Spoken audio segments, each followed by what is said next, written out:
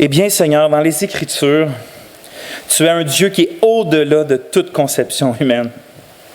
Comme un océan infini en face de des petits pots qui essaient de comprendre toute la grandeur qui est la tienne. Mais quand même, tu nous invites à te connaître. Tu dis que le fort ne se glorifie pas de sa force, que le riche ne se glorifie pas de sa richesse, que le sage ne se glorifie pas de sa sagesse, mais que celui qui veut se glorifie dans ce qui connaît l'Éternel. S'il y a bien une chose qui devrait être notre but sur la terre, c'est de te connaître, puis de te louer, puis de te glorifier. Mais Seigneur, on reconnaît que si ce n'est pas toi qui te révèles spirituellement à nous, oui, on peut connaître des choses sur toi par la nature, même dans tes Écritures, mais même tes Écritures, si ce n'est pas toi qui nous révèles la vérité de tes Écritures dans notre vie, dans notre cœur, Seigneur, on va devenir des intellectuels vides de piété, vides de chaleur, vides de louange. Ce n'est pas ce qu'on veut. Éloigne-nous de ça. Que tout ce qu'on étudie de toi puisse nous conduire à t'adorer en esprit et en vérité. Pardonne, Seigneur, nos fautes, notre paresse, souvent spirituelle, à te rechercher. On s'approche de toi en Jésus. Amen. Donc, comme j'avais dit la dernière fois, je suis content, je peux dire que c'est ça qu'on fait aujourd'hui. On avait fini de parler de l'omniscience de Dieu, puis spécifiquement, ça faisait 3 leçons qu'on passait sur la préscience de Dieu, c'est-à-dire le fait que Dieu connaît parfaitement le futur, avec toutes les patentes que les gens ont inventées par rapport à ça, puis aussi ce que ça implique la dernière fois, mercredi passé, on avait vu ce que ça implique, quelques des choses que ça implique dans notre vie concrète. Qu'est-ce que ça change? Maintenant, on change, on reste toujours dans les attributs communicables, puis même on pourrait dire qu'on reste toujours dans ce que les gens ont appelé les attributs intellectuels. Hein? On a parlé de la connaissance, là on va parler de la sagesse. Puis, c'est pas interchangeable. Il y a des gens peut-être des fois qui vont confondre que d'être intelligent, c'est d'être sage, c'est d'être intelligent. Pas tout à fait, puis on va le voir aujourd'hui. Fait que je vous invite à la page 259. Puis aujourd'hui, on commence à parler de la sagesse de Dieu, de cet attribut-là que notre Dieu est sage. J'ai écrit, nous pouvons distinguer la sagesse de Dieu comme étant un aspect de sa connaissance, c'est-à-dire une facette de sa connaissance, ou comme d'autres ont dit, sa connaissance, mais vue d'un autre angle. Quand on parle de la pleine connaissance que Dieu a, mais d'un côté, on regarde ça, on dit, OK, Dieu connaît parfaitement le passé, le présent, le futur. Puis si on se tasse encore, on dit, mais aussi de cet angle-là, la connaissance de Dieu implique qu'il est parfaitement sage. C'est une façon de le dire. Herman Bavinck, qui est un pasteur théologien néerlandais très influent, a écrit ça. La distinction entre les deux, en parlant de la connaissance puis de la sagesse, est universellement connue. Presque toutes les langues ont également des mots différents pour désigner ces deux concepts. Chacun sait que l'érudition, qui est le fait d'être un érudit, la connaissance et la sagesse sont loin d'être synonymes et ne se retrouvent pas toujours chez la même personne. Une personne simple surpasse souvent en sagesse une personne érudite. Alors, qu'est-ce qui montre? C'est qu'on peut être des érudits sans nécessairement être sages. Puis on peut ne pas être des érudits, pas avoir une grande connaissance, mais tout de même être un grand sage sur la terre, avoir beaucoup de sagesse. Fait qu'il montre par là que lui, il va plus loin, il dit que dans tous les peuples, il y a même des mots qui désignent ces deux concepts-là qui sont reliés, certes, mais différents quand même. Mais j'ai décidé aujourd'hui, on va se rendre à la sagesse de Dieu, c'est sûr, mais avant de parler spécifiquement de la sagesse de Dieu, j'aimerais ça qu'on médite un peu la sagesse tout court. Mais pas la sagesse philosophique humaine, mais la sagesse biblique. Qu'est-ce que c'est la sagesse biblique? Parce que si la Bible, je veux dire, parle de la sagesse de Dieu, mais elle parle aussi ailleurs de la sagesse tout court. Fait que pour comprendre qu'est-ce que c'est la sagesse de Dieu, ce serait bien d'avoir une idée de ce que c'est la sagesse tout court, la sagesse biblique. Puis dans la Bible, on est au point 3.1, la sagesse apparaît souvent en parallèle ou côte à côte ou en relation avec la connaissance puis la compréhension. C'est-à-dire, même si ces deux termes différents sont presque toujours mis ensemble, sont presque toujours parlés dans le même contexte, la connaissance et la sagesse. Bon, là, je vous ai mis les mots, un mot hébreu puis un mot grec qui se retrouve souvent qui est traduit par sagesse, pas besoin de Si ça vous intéresse, je les ai mis là si vous voulez faire des recherches plus grandes. Là. Mais ces mots-là, autant lui en hébreu que lui en grec, quand ça parle de la sagesse, ça parle d'une connaissance, d'une habileté pratique. Ça a un côté pratique. C'est plus que juste un concept dans notre tête ou notre intelligence. Ça a vraiment un côté pratique, une habileté pratique, comme j'ai écrit. Comme par exemple, dans la Bible, on va souvent voir que des habiletés artistiques, ou même, j'ai écrit de l'artisanat, c'est-à-dire confectionner des choses, et décrit en termes de sagesse. Je vous ai mis un exemple ici. On est dans Exode 36, 1. On est par rapport à la construction du temple, pas du temple, mais du tabernacle, puis tout ça. Puis ça dit « Betsaleel, Oholiab et tous les hommes habiles, en qui l'Éternel a mis de la sagesse et de l'intelligence, pour savoir et pour faire, exécutèrent les ouvrages destinés au service du sanctuaire, selon tout ce que l'Éternel avait ordonné. » Donc, voyez-vous, juste dans ce passage-là, le lien entre sagesse, intelligence et savoir et faire. C'est un peu la logique, là, si on regarde le verset, la logique, je ne sais pas si vous connaissez ça, mais la façon de phraser A-B-B-A. C'est-à-dire que sagesse, puis intelligence, c'est comme, il met un miroir, puis là, comment je pourrais vous le dire? Sagesse, dans le fond, est liée avec faire, puis intelligence est liée avec savoir, dans le verset-là. C'est comme s'il met un miroir, le mot « pour », là, c'est comme un miroir qui fait sagesse et intelligence pour savoir et pour faire. Puis, dans le fond, l'expression qu'on dit le savoir-faire, ça vient un peu de ça. Quand on parle de savoir-faire, c'est d'avoir l'intelligence. C'est un peu pour définir la sagesse, du fait qu'on a de l'intelligence, mais ce n'est pas juste l'intelligence dans la tête, c'est l'intelligence mise en pratique. On fait quelque chose avec cette intelligence-là. C'est du savoir-faire, pas juste du savoir, puis pas juste du faire sans savoir. Mais plus souvent, là, c'était du côté artisanat, le fait que Dieu les a remplis de sagesse et d'intelligence pour faire quelque chose, qu'il fallait des habiletés spéciales, pratiques, construire le temple selon ce que l'Éternel avait révélé. Mais le plus souvent dans la Bible, la sagesse est associée à la connaissance de Dieu puis à la mise en pratique concrète de sa loi. Fait que oui, là, bâtir des affaires, oui, construire le temple, le tabernacle, oui, faire des parfums même, on va voir qu'on voit dans le Pentateuque, mais plus souvent par rapport à la connaissance de sa personne et surtout à la mise en pratique de sa loi révélée. On lit dans Deutéronome 4, 5, 6. « Voici, je vous ai enseigné des lois et des ordonnances, comme l'Éternel mon Dieu me l'a commandé, afin que vous les mettiez en pratique dans le pays dont vous allez prendre possession. Vous les observerez et vous les mettrez en pratique, car ce sera là votre sagesse et votre intelligence aux yeux des peuples. » Vous voyez, les deux mots encore, intelligence et sagesse, sont mis ensemble pour parler de quoi? De la connaissance de Dieu et de sa loi, mais pas juste ça, de la mise en pratique, ou du fruit de la connaissance, puis de la connaissance de sa loi, de la connaissance de Dieu puis de sa loi. Fait que la sagesse, dans la Bible, a toujours un côté pratique, a toujours un genre, c'est la vie concrète. Je vais prendre une gorgée d'eau, j'ai vraiment la gorge sèche à soir, désolé. Je vais me prendre une note de boire moins de café puis plus d'eau. Bon. Donc, la sagesse dans la Bible, quand je regarde ces passages-là, puis d'autres, bien sûr, je ne les ai pas toutes mis, ça semble, à mon sens, à mon idée, d'être une manière de vivre qui correspond à la connaissance véritable de Dieu, de ses œuvres puis de ses lois. Donc, c'est une manière de vivre, ça parle de concret, qui est en accord avec la vraie connaissance de Dieu, pas une imagination de la connaissance de Dieu, la vraie connaissance de Dieu, la vraie connaissance de ses œuvres, puis la vraie connaissance de sa loi. Pourquoi je dis ses œuvres, c'est qu'on va voir bientôt dans Proverbes, c'est que c'est pas juste sa loi qui nous dicte la sagesse, dans le sens « fais ceci, ne fais pas cela », mais aussi ses œuvres, dont la création, ou d'autres sortes d'œuvres, mais dont la création qu'on peut observer et tirer de la sagesse pour nos vies.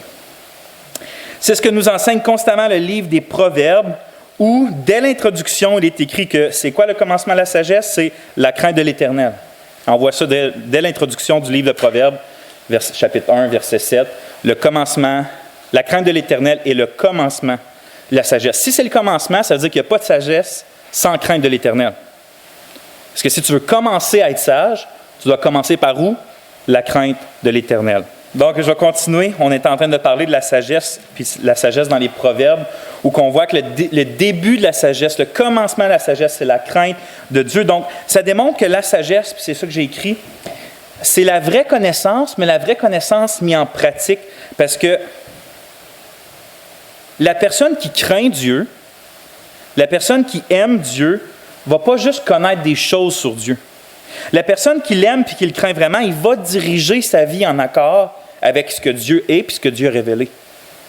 Hein, c'est pour ça que Jésus peut dire, si vous m'aimez, vous allez obéir à ma parole. Vous allez mettre en pratique ma parole. La crainte de Dieu, qui est une admiration devant lui, qui est une réelle crainte en même temps, à cause de sa grandeur et de sa sainteté, mais aussi une admiration, une jubilation, une joie aussi, un amour pour Dieu, un respect pour Dieu. Celui qui est vraiment animé de ça, de cette grâce spirituelle-là, de cette sensation spirituelle-là, va nécessairement pas juste se résumer sa vie à connaître des choses sur Dieu, mais puisqu'il le craint et l'aime, va, avec la grâce de l'Esprit, le pardon du Christ, puis tout ça, bien sûr, mais va de plus en plus mettre en pratique ses commandements, puis essayer de plus en plus à ressembler au Dieu qu'il aime, justement. C'est pour ça que la vraie sagesse débute avec la crainte de l'Éternel, parce qu'il y en a plein de monde dans le monde qui connaît des choses sur Dieu. Il y a plein de philosophes, on parle de Platon, Socrate, d'autres qui existent depuis longtemps, qui ont dit des choses même merveilleuses sur Dieu, puis qui avaient même une espèce d'éthique de vie quand même qui pourrait rendre jaloux bien des chrétiens. Mais pourtant, selon Dieu, ces gens-là n'étaient pas possédés de la vraie sagesse. Bon, ils observaient la vie, il y avait un certain sens du bien et du mal, mais il n'y avait pas cet amour-là, cette passion-là, cette crainte-là du vrai Dieu qui les conduisait à vraiment agir dans leur vie pour les mêmes buts que Dieu, c'est-à-dire sa gloire, puis avec la même base, c'est-à-dire Jésus-Christ. Dans le livre des Proverbes, c'est ça, par exemple, qu'on va voir que, vous connaissez le passage, je ne me souviens plus c'est lequel chapitre, mais ça parle de la fourmi, puis ça dit d'observer la fourmi, puis d'en tirer des leçons. Tu sais que la fourmi, il n'y a personne qui lui dit quoi faire, mais pourtant elle travaille, puis elle ne manque rien pendant... elle travaille quand c'est le temps de travailler, puis elle ne manque rien quand il n'y a plus de bouffe. Parce qu'elle est diligente, puis elle n'est pas paresseuse. Puis l'auteur de Proverbes va reprendre les gens et dire, bon, vous voyez, observez ça, puis ayez de la sagesse, soyez pas des paresseux. On peut, dans le monde, juste observer, parlons de quelqu'un qui ne craint pas Dieu, qui n'aime pas Dieu, mais qui observe les fourmis. Puis il peut faire comme moi, regarde comment les fourmis sont, ils font ça, puis c'est intéressant, puis c'est même glorieux, regarde comment elles sont faites, ils n'ont pas de chef. Il y a une grosse différence entre celui qui craint Dieu, puis qui va observer ça, il va dire, ça ne va pas juste rester dans sa tête, il va dire, si Dieu a fait ça comme ça m'enseigne quelque chose sur Dieu, ça m'enseigne de ce que Dieu aime, fait que je vais le mettre en pratique dans ma vie, puis je vais prendre les moyens de le mettre en pratique dans ma vie. Donc, je ne vais pas être paresseux, puis je vais prendre les moyens de travailler quand c'est le temps de travailler, puis blablabla, puis faire des efforts. Fait que vous voyez, celui qui craint l'Éternel ne fait pas juste observer mentalement, mais cherche à mettre en pratique les vérités de Dieu qu'il apprend dans sa vie. C'est aussi la sagesse qui donne à ceux qui la possèdent le pouvoir de remplir les fonctions justes puis royales d'un bon dirigeant. Dans la Bible, un bon dirigeant, c'est toujours associé avec la sagesse. Puis un mauvais dirigeant avec la folie, bien sûr. L'inverse est vrai. Regardez ce qu'on lit dans Proverbe 8. Puis dans le contexte de Proverbe 8, là, c'est la sagesse qui parle. Hein, la sagesse est personnifiée. Puis elle parle, elle dit « Je suis la sagesse et je dis ceci ». Puis au verset 13, elle dit « La crainte de l'Éternel, c'est la haine du mal. L'arrogance et l'orgueil, la voix du mal. Et la bouche perverse, voilà ce que je hais. Le conseil et le succès m'appartiennent. » C'est la sagesse qui parle. « Le conseil et le succès m'appartiennent. Je suis l'intelligence. La force est à moi. Par moi, les rois règnent. Et les princes ordonnent ce qui est juste. Par moi gouvernent les chefs, les grands, tous les juges de la terre. » Ça montre que la sagesse, c'est pour ça que j'ai appelé ça comme ça, c'est un peu un attribut royal. Ça ne veut pas dire que tous les rois ont la sagesse, mais les rois selon Dieu, ou ce que Dieu a voulu pour les rois, ou le standard de Dieu pour les rois et les princes et les gouverneurs, c'est la sagesse. Tu n'es jamais un bon roi et tu ne peux être un bon roi si tu n'as pas cette sagesse-là que Dieu, certes donne, mais que Dieu décrit dans sa Bible. On pourrait résumer à date ce qu'on a vu par, encore une fois, Herman Bavin, qui écrit « La connaissance et la sagesse sont ancrées dans des capacités humaines différentes. » Il s'explique. La connaissance est théorique. La sagesse est pratique et orientée vers un but. La connaissance est une affaire d'esprit, indépendamment de la volonté. Ce qui veut dire par là, c'est qu'on peut connaître puis augmenter notre connaissance sans jamais que notre volonté soit impliquée d'agir.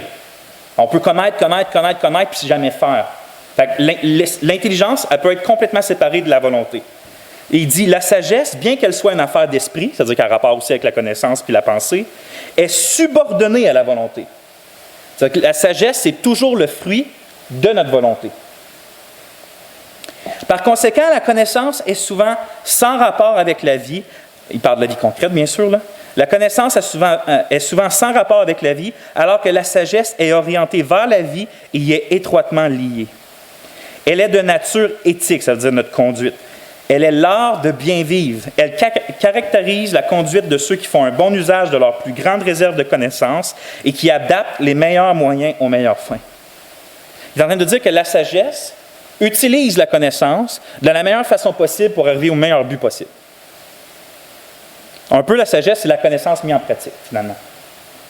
C'est pour ça que j'ai écrit simplement dit, la sagesse ne consiste pas seulement à disposer de tous les faits, c'est-à-dire, je sais tout ce qu'il faut savoir. Elle implique également de savoir comment utiliser ces faits-là pour atteindre ses objectifs de la meilleure façon possible. Non, c'est que la sagesse va dire, voici ce que je dois suivre, voici le but à atteindre, voici les meilleurs moyens pour y atteindre, et je le fais. Ça, c'est la sagesse. Mais alors que les humains peuvent être très connaissants, même très, très connaissants, mais pas très sages, ou sages sans être très connaissants, Dieu est à la fois omniscient, c'est-à-dire qu'il connaît tout, comme on l'a vu, mais aussi infiniment sage. Donc, Dieu n'est pas juste, nous autres, on varie, là, on est la personne la moins, une personne super pas érudite, qui n'a même pas appris à lire, même, puis à écrire, peut être extrêmement sage par l'Esprit de Dieu. Puis un autre peut être le plus érudit de la terre, puis pas avoir une goutte de sagesse dans sa vie. Mais Dieu, lui, est les deux tout le temps, parfaitement. Il connaît parfaitement, on en a vu, mais il est aussi sage parfaitement. Fait que ça nous amène au point 2, qui est la sagesse, pas en général, mais la sagesse de Dieu.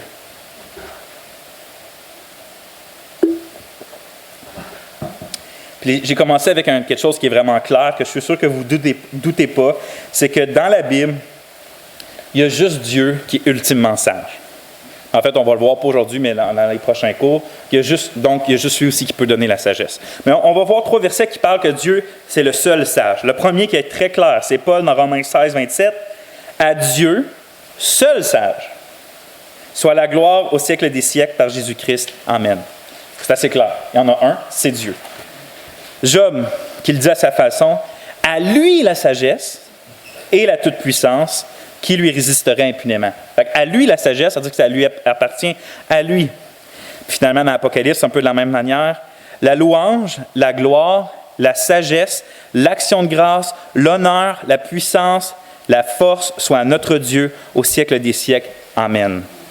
Quand les auteurs parlent comme ça, c'est qu'ils ne souhaitent pas que Dieu ait plus de louange, plus de gloire, la sagesse, plus de sagesse, puis plus de puissance. Ça veut dire que ça lui appartient à lui. Donc, qu'ils reçoivent la louange due à ces choses-là. Si la sagesse, comme nous l'avons défini plus haut, c'est l'habileté pratique, le savoir-faire, comme j'ai dit, d'utiliser la connaissance puis les faits de la meilleure façon possible pour les meilleurs buts possibles, on peut dire que la sagesse de Dieu, ça signifie que Dieu choisit toujours les meilleurs objectifs puis les meilleurs moyens pour atteindre ces objectifs-là. Donc, c'est plus que juste la connaissance, que Dieu connaît tout parfaitement. Maintenant, il utilise cette connaissance-là parfaite pour se donner les meilleurs objectifs, parce qu'il connaît les meilleurs objectifs, il connaît le mieux pour lui, puis il connaît le mieux pour ses élus. Donc, Dieu se donne les meilleurs buts, mais il prend les meilleurs moyens aussi pour arriver à ces buts-là. Donc, cette définition-là va plus loin que l'idée que Dieu sait tout. Elle précise que toutes ces décisions sont toujours des décisions parfaitement sages, c'est-à-dire qu'elles aboutiront toujours au meilleur résultat, du point de vue de Dieu, bien sûr, pas de notre point de vue, parce que de notre point de vue, souvent, on va dire c'est pas les meilleurs résultats, ça, ou c'est pas les meilleurs moyens. Mais du point de vue de Dieu, ce sont toujours les meilleurs résultats et les meilleurs moyens finaux. Donc, Dieu, je répète, c'est-à-dire qu'elles aboutiront toujours aux meilleurs résultats du point de vue ultime de Dieu et qu'elles aboutiront à ces résultats par les meilleurs moyens possibles. Simplement dit, Dieu a toujours les meilleurs buts et il prend toujours les meilleurs moyens pour y arriver. Puis on va parler de ça au prochain cours, mais ça change vraiment de quoi pour nous? Parce que comme j'ai dit, souvent, nous autres, on dit, bon, quand on dit des chrétiens matures, on va arriver et on va dire, nous savons que Dieu a les meilleurs buts ultimes. Mais Boswell, il aurait pu passer par d'autres moyens, qu'on va se dire. Hein? Il me semble qu'il aurait pu me donner la sainteté sans que je passe par là, il aurait pu me faire comprendre sans passer par là. Mais ça, c'est de mettre en doute, on va le voir, mais c'est de mettre, je vais en parler tout de suite, c'est de mettre en doute la sagesse de Dieu, parce que la sagesse de Dieu, c'est justement pas que simplement le meilleur but final, qui est notre sanctification, puis la gloire de Christ, puis tout ça, mais qui utilise aussi toujours les meilleurs moyens de nous amener là. Peu importe les moyens concrets qui arrivent dans nos vies, Dieu, tu sais, des fois, on peut se dire, vous avez sûrement déjà entendu ça, pourquoi Dieu a permis la chute de l'humanité? Il aurait pu créer l'humanité sans qu'il ait obligé d'avoir la chute, puis blablabla, ou Satan, puis on se pose des questions-là. Puis sans nécessairement avoir les réponses précises, on peut toujours venir se réfugier dans la sagesse de Dieu, sachant que pour les meilleurs buts que Dieu voulait, Dieu a pris les meilleurs moyens, puis ces meilleurs moyens-là, c'est les moyens qu'on voit aujourd'hui. Donc, en quelque sorte, dans la sagesse de Dieu, c'était le meilleur moyen qu'il y ait la chute, puis qu'il y ait toutes les choses qui sont arrivées jusque-là, puis qui vont arriver jusqu'à la fin, pour les buts ultimes de Dieu. Donc, la sagesse, c'est vraiment un réconfort pour les grands thèmes de la Bible, les grands thèmes de la vie, mais aussi pour les concrets de notre vie. Tu sais, quand notre auto plante, on ne sait pas toujours les buts, on se demande toujours pourquoi les moyens, mais on peut toujours se dire que si c'est arrivé, ce n'est pas simplement parce que Dieu est au contrôle. Parce que ça, c'est une facette. Oui, Dieu est au contrôle, c'est rassurant. Mais un Dieu au contrôle pas sage, c'est moins rassurant. Un Dieu au contrôle qui est sage, là, c'est vraiment rassurant. Là, c'est vraiment rassurant.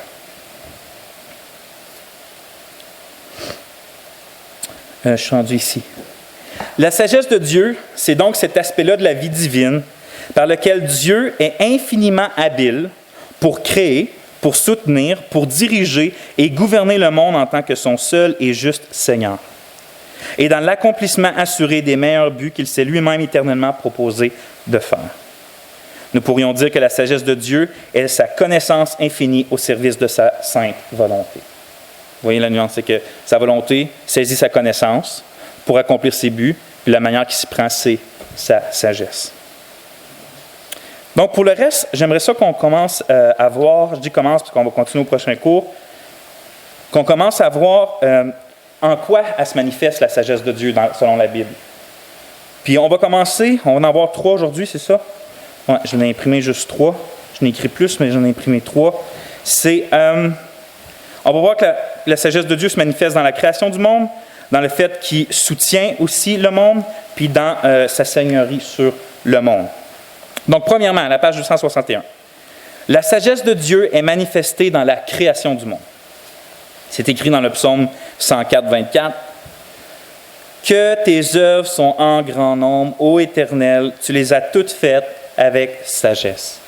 La terre est remplie de tes biens. » Thomas Watson, mon préféré, écrit par rapport à la sagesse de Dieu, « La création, tout comme elle est un monument de la puissance de Dieu, est un miroir dans lequel nous pouvons voir sa sagesse.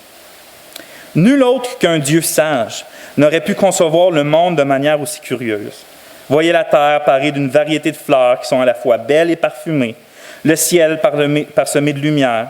Nous pouvons voir la glorieuse sagesse de Dieu briller dans le soleil, scintiller dans les étoiles. » Là, j'aurais pu continuer longtemps, mais je voulais juste mettre ce qu'il avait écrit jusque-là. Donc, vous voyez, quand on regarde la création, puis c'est un des arguments réellement de l'existence de Dieu aussi, quand on parle philosophiquement, qu'il ne peut qu'y avoir un Dieu, puis pas simplement une divinité impersonnelle, mais un Dieu sage qui a créé le monde dans lequel on vit, qui crée l'univers dans lequel on est.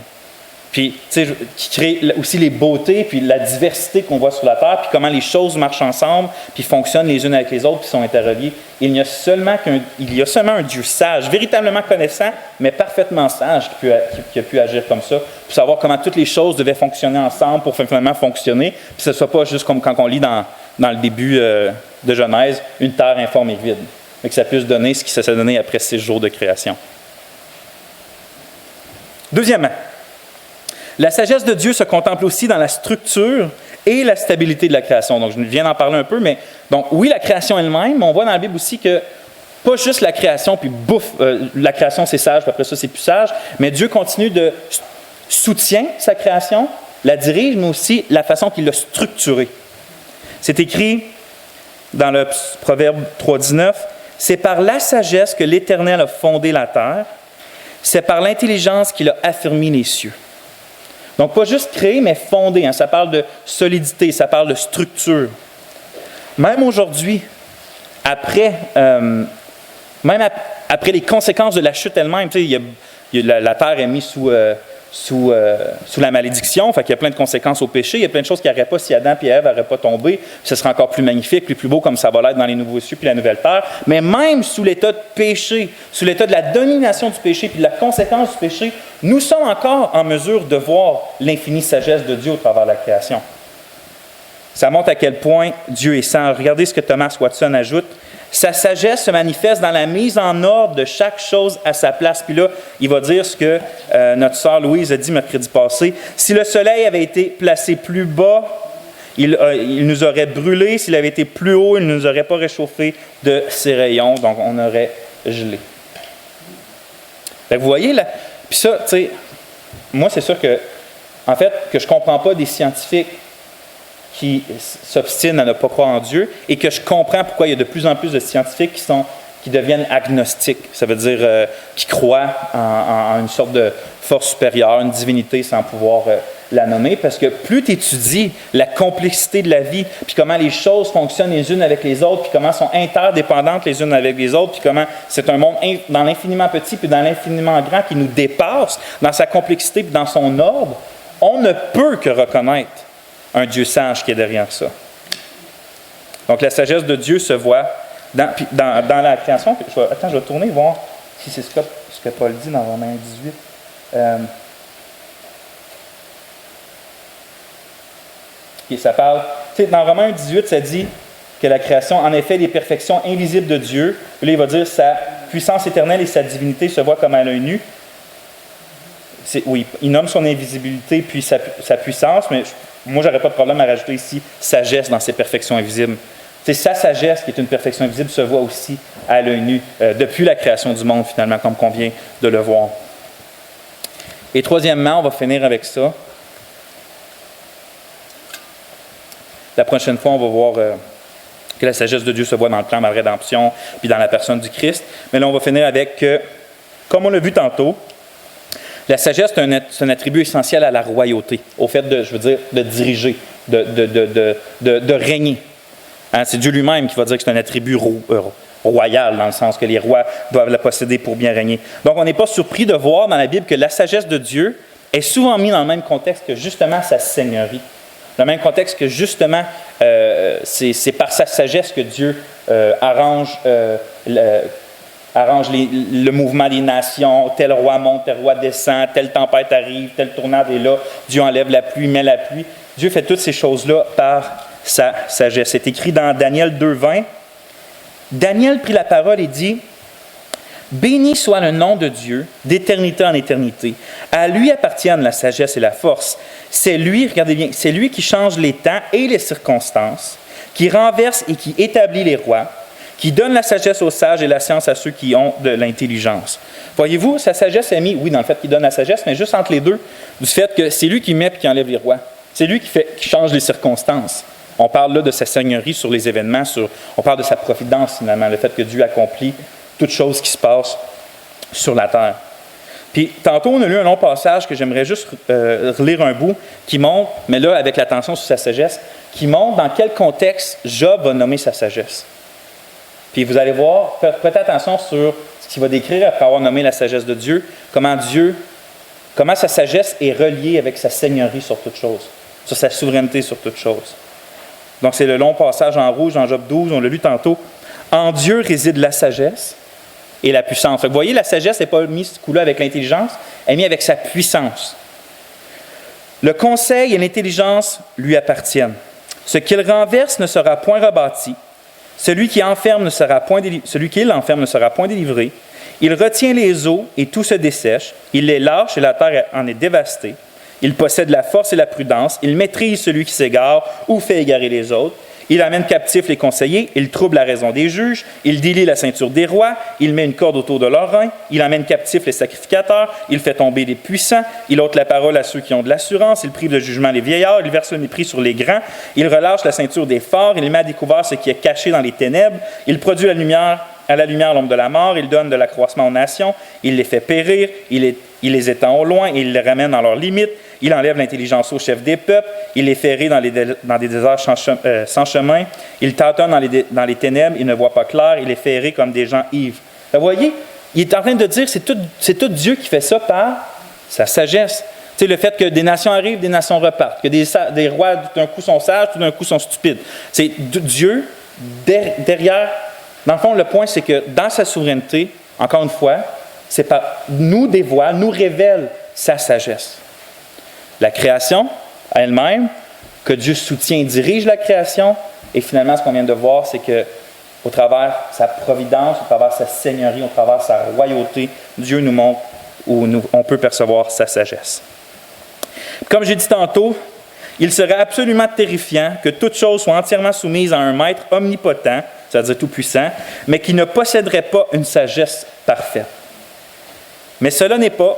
Notre Dieu est infiniment sage, plus sage que tous les hommes, que tous les anges, et même plus que tous les faux dieux inventés par l'imagination des hommes. Jérémie prophétise haut et fort que la sagesse de Dieu le place à part de toutes les idoles. On lit dans Jérémie 10, puis on finit avec ce verset-là. Vous leur parlerez ainsi, les dieux qui n'ont point fait les cieux et la terre disparaîtront de la terre et de dessous les cieux. Il a créé, en parlant de Dieu, il a créé la terre par sa puissance, il a fondé le monde par sa sagesse, il a étendu les cieux par son intelligence. Fait que même les hommes qui inventent les dieux selon leur imagination ne sont pas capables d'inventer un Dieu, un faux Dieu, qui a plus de sagesse que le seul vrai Dieu, même hypothétiquement. Parce que notre Dieu est le seul sage. Amen.